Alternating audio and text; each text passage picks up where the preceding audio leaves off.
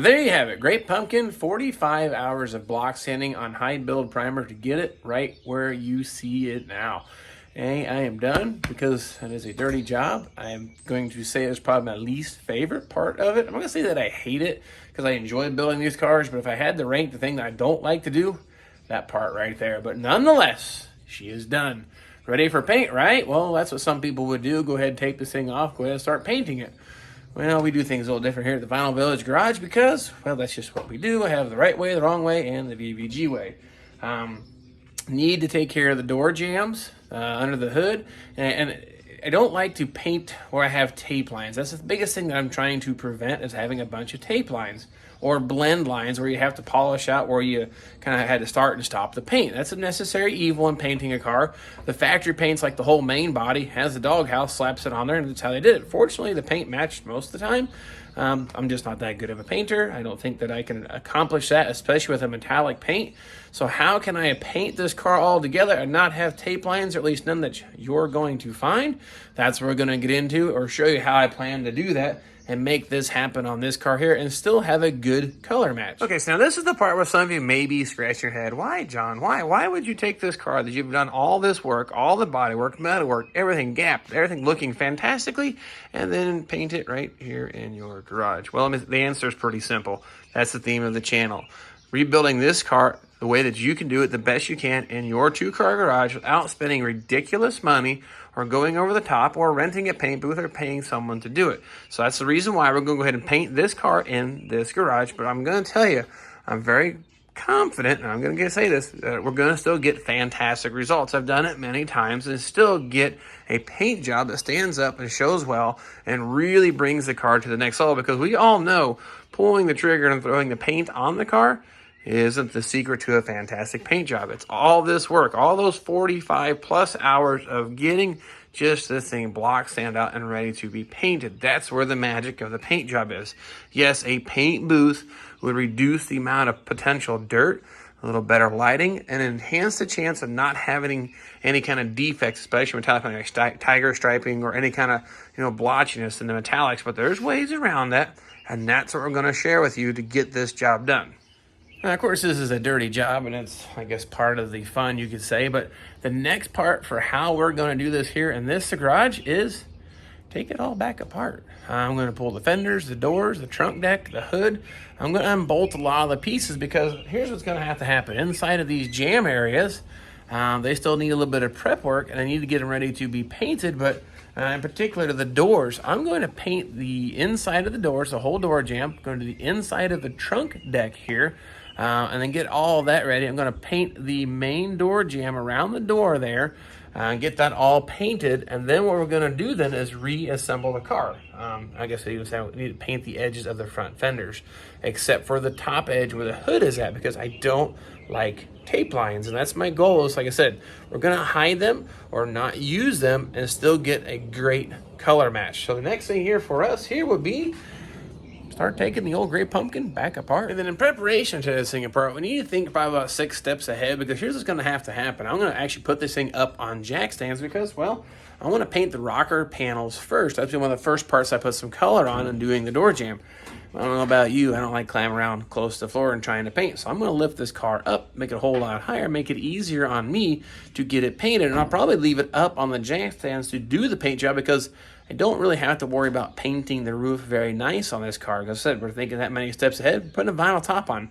I just need to get some kind of color on it, a little bit of clear coat to help make that paint a little more durable, help resist corrosion. So the roof doesn't matter if it's perfect or there's blend lines or dry lines, but the part I really want to focus on is the sides of the car and the top of the trunk. Bring it up a little higher for me, because, well, I'm not necessarily a short guy. I'm not exactly young enough. I don't want to climb around the floor, so we're going to make that happen. But before that, we're really close to that outside wall of the shop. So what we're going to do, I'm going to bring the car about 1.5 feet.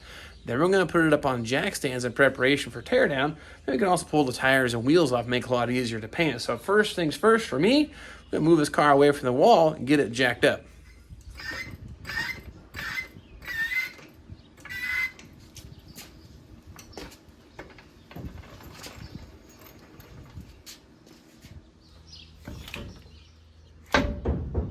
All right, so there you go, all lifted up off the garage floor a good bit of a distance. Now, you may be asking yourself why. I'll give you several reasons, and you determine whether this is going to work for you. Number one, that floor is filthy, disgusting, and dirty. I slept it and slept it and slept it. Let's be honest, I have dumped probably 10 pounds of dirt on this floor. I'm going to sweep it. I'm going to clean it again before I paint it, but the further away I am from that, the less chance that crap gets stuck in the paint. Reason number one. Reason number two, this car has a vinyl top. I don't have to make the roof perfect, but what I do want to get really good is now all here at waist height, which is perfect for painting. I'll tell you what, it's a tall guy like me trying to get down here real low to the floor and this thing's on the floor. You can't paint it. So now with the thing in the air, I can paint the bottom of the quarter panel beautifully, just like the top all the way down, look nice and even. I've seen so many cars look so great until you get about here and the paint looking kind of sad. Well, this here is going to help ensure we get a great paint job top to bottom. Like I said, now we're going to sacrifice the reach for the roof. Now, me being as tall as I am, I could probably still reach the roof and paint it if this wasn't a vinyl top car.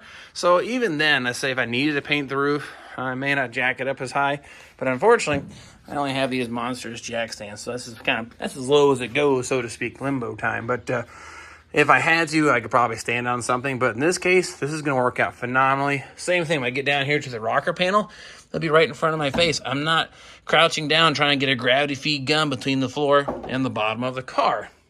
Those are some of the reasons why, and not to mention, I feel it's just a whole lot easier for me to reach everything and get it painted. Then, of course, it just looks cool, like you know what you're doing, right? Well, anyway, I want to share that was the reason why I like to lift these things up off the floor. So next thing here now for me, oh, actually forgot to mention, as you notice where the jack stands were, they're under the axle, and I'll show you the front here. It's under the control arm right there, supporting the body weight on the suspension still. So that way when I unbolt everything, I can put it back together here on the jack stands and set my gaps for the final paint job. So I won't have to lift this thing up, down, up, down, up, down, and move it again to get it ready to be painted.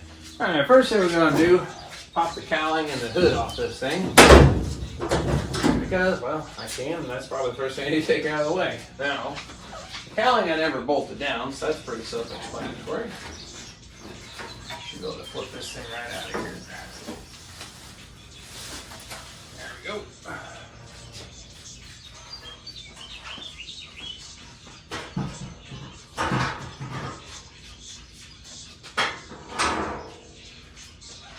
Now, last thing we want to do is damage any of the body work we just got done doing. Way too much time invested in this just to chip or nick the paint.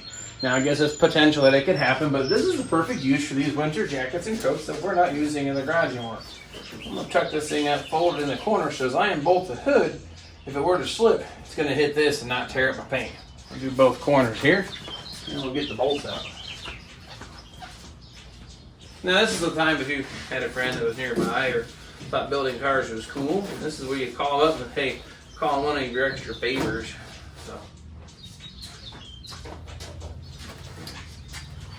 So I gotta get this hood up. We gotta paint the inside of it.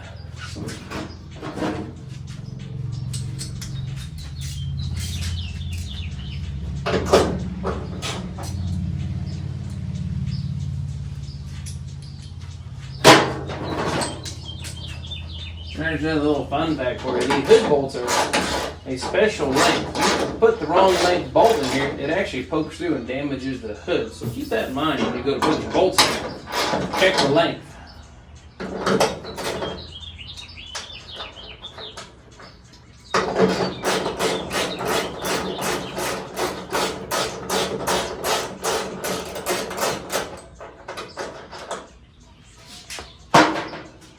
If you actually look at this bolt, there's not even a point on it. It's actually blunged and pretty short.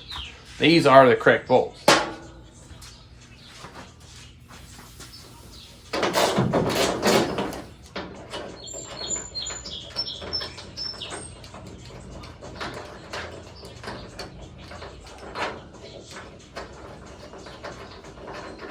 Now this is the part where you wish you would ate your Wheaties this morning.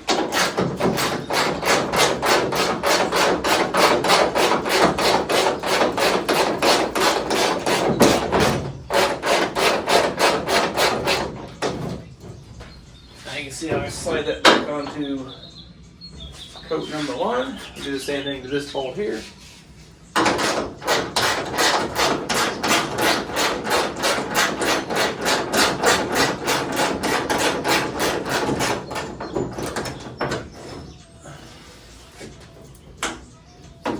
right, now, moment of truth, right?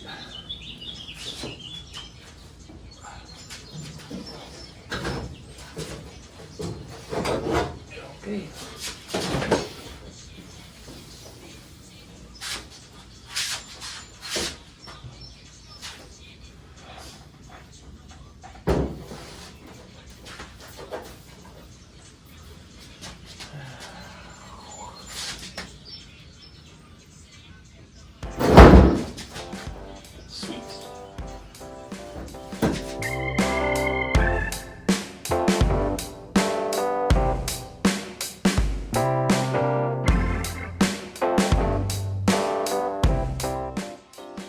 Well, here's what we got so far. Fender's out of the way, front of the car off, hood is off. Now, you might be asking the question, why? Well, these fender wells, as you can tell, they're still bare steel from when I had them sandblasted, so that's just not going to fly. They need painted. I was just dry fitting everything. That way I could test fit, make sure everything is going to line up really nice. And then, why I don't paint this stuff beforehand, let's just say if I had to add metal to the edge of the door or the edge of the fenders to make them fit, well, then I can't paint the inside. It'll completely destroy the paint. So that's just, you could say, some of the method to the madness. But what we're going to do now is, here's the other reason why. When I did all the body work, here's some of the goop that actually came through on the inside. So I need to sand that back down and get that off. It's a whole lot easier with the door back off the car. So once you get the door out of the way, then we're going to prep this door jamb, the cowl piece, and go ahead and paint the rocker panel to the line back here. I'll show you. And then we'll get the insides of the doors painted. So next thing here, rip the doors off the car.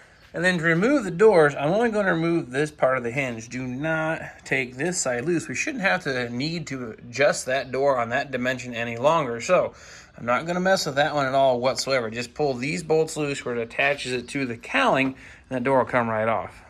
You know, it's hard to believe that progress kind of feels like 2 steps backwards, but a necessary evil to get the high detail, level of detail that I want to get out of this car. And like I said, the tape lines are our enemies, and that's where we're going to try to get away from having any exposed, or at least I'm going to let you out a little secret where I'm going to hide those at right now. And the really cool part, another additional bonus of pulling with, well, I can get you guys over here on the driver's side, finally kind of show you what the plan is. But what we're going to do, we're going to paint the cowl, the door jamb opening clear around there to the quarter glass. And we're going to paint the bottom of the rocker panel, but stop right down here. And this is where we're going to hide our first tape line. This is why we took it apart. So imagine if I wanted to paint this, I wanted to hide it. What better place to hide it than right here? We're going to put the tape, we're going to tape off this side of the car. We're going to paint all the way up to that line. Same thing here. We're going to tape off the top. We're going to paint all the way up to the line. So the only place you may have a tape line exposed is a little 1/2 inch area between where it goes from the door jamb to the quarter panel. And then we'll do the same thing. We're going to put tape right through here inside this body seam here. That way, once it's all said and done, you won't be able to see my tape line whatsoever. And then we're going to paint from here, that bottom pinch weld, all the way up to here, all the way into here. And we're going to paint this whole thing as one piece. But what we're going to do to prep all this is kind of similar we've already done. We're going to hit with 320, get all of it roughed, get all the rough kind of off it here, and then we'll hit it with 600, but we don't have to be so critical about being, straight in this situation, because it's the door jamb. We're still going to make it sanded out, make it look pretty, but if it has a little bit of deviations or wavy, not as critical, so I'll probably just use my soft sanding block. Still won't go with that with just my fingers. I'll use my sanding block in the areas that I can. That's going to be the next part of the step of the process, but I think we're going to save that for the next video. So there you have it. I have completely blown the bird back apart. That was part of the necessary evil to get this thing done, but we're going to start getting all the edging and everything prepped for paint. So hopefully maybe the next video will just be doing all that, getting everything ready to be painted and show you how to tape this stuff off. Then hopefully then we'll get some color on the edges and then reassemble, tape off, and then paint. So we are really, really super ultra close. And the next video coming up, you don't want to miss this one. I've actually got an invitation to go check out a bunch of old Firebirds. I should say bunch, just 2 that were left in a guy's field. Unfortunately, his father had passed and he inherited the property and the cars, and he's decided to go ahead and part ways with them, but he wasn't quite sure what he had. So I went there and did some investigating, snooping around and finding and digging, and had a whole lot of fun. But coming to find out, one of them is a Firebird 400, and they are for sale. So you do not want to miss that. That video should be coming up here very, very, very soon nonetheless. And of course, you don't want to miss the continuation of the Great Pumpkin here. So we're going to start putting some color on this bad boy very soon, just the same. So nonetheless, I rambled enough. I'm going to call it quits for today. Get the camera back out here and show you how to get this thing squared up, cleaned up, and ready for paint. And I hope you guys find these tips helpful and useful. And please share with your friends. Continue to see this channel grow. Now I'm really close to the 5,000 subscriber mark. What a heck of a, I guess, a victory there. I didn't think that would ever happen, but it's been kind of a fun journey on the side, building these cars. Because actually, this car here, I didn't need to build it. I have plenty of projects on my plate, but I decided to do this just for you, pulling this car apart, doing a complete restoration in my garage, just so you could see how it is all done. So nonetheless, this is all for you guys. Appreciate you following me on the journey, and hope to see you guys next time.